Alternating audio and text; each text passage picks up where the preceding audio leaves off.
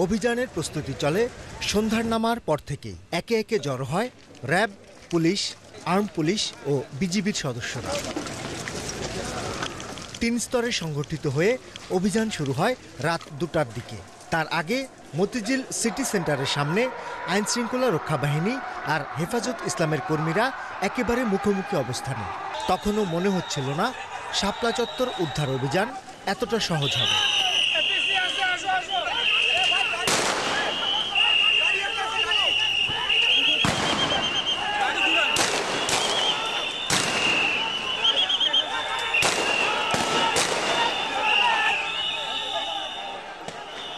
একদিকে জলকামান, অন্যদিকে যৌথ বাহিনীর গুলি আর টিয়ার সেলে দ্রুতই ছত্রভঙ্গ হয়ে যায় হেফাজত কর্মীরা।